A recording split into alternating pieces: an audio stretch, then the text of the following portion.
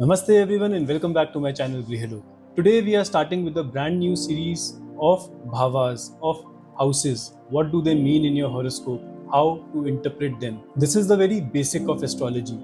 Till the time you don't understand houses properly, you will never be able to decode the meaning of Rashi or the planet sitting in that house, because the Karka of a house really matters.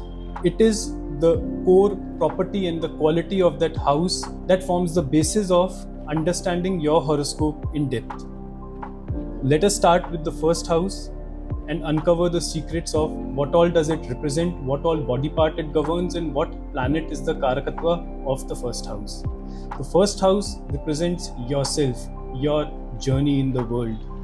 What personality do you have? What influence do you have over others? What have you brought with yourself? It is the starting point of your life. It represents your face, your forehead, your eyebrows, your overall look. That is all governed by your first house. The planet, the Karak planet of the first house is Sun. It is the king of all the planets. It is the throne of the king.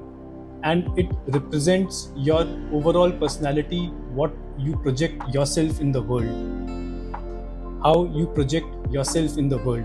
That is all is governed by first house. The body part that it represents is your face, your forehead, your eyebrows, your face structure, your complexion. It is all governed by your first house. The first house is also known as the Kendra Bhava and the Trikona Bhava. In your horoscope, the Kendras are the first, 4th, 7th and the 10th house, and Trikona houses are 1, 5 and 9. So first house is the only house in the horoscope that is a Kendra as well as a Trikona. Over to the second house in the next video. Thank you so much for watching.